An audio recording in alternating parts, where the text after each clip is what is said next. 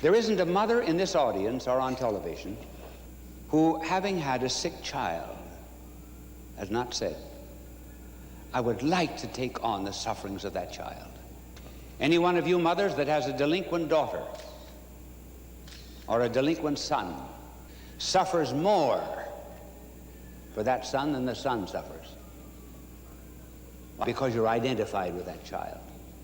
So our blessed Lord, therefore, I feel by empathy, felt all the sicknesses of the world. When, for example, he touched the blind man, I'm sure that he felt all the blindness of the universe. And when he touched the deaf man, I'm sure that he felt all the harmonies of the world to cease. He felt the deafness of a Beethoven. When he touched the leper, and he touched the leper, I'm sure he felt leprosy.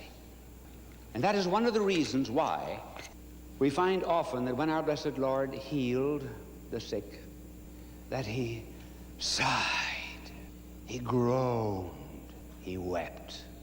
He transferred to himself all sicknesses, lameness, and the ills to which mankind is heir to, in order that we could never say, God does not know what it is to suffer. He had it before. He took his own medicine. Then there was mental transference. Who is going to give sympathy, for example, to the mentally retarded? Does God know anything about the mentally handicapped? Then the agnostics, the skeptics, the doubters, those who have lost their faith.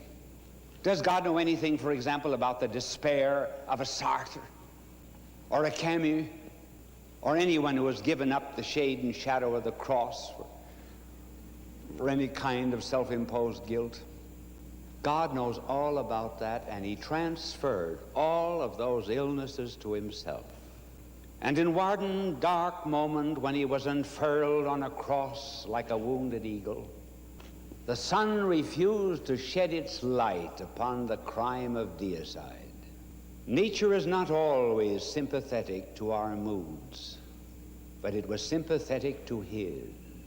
And in that darkness at midday, he took upon himself all of the mentally handicapped and all the doubts and despairs and anxieties of people, and expressed them all in one great moment of transference.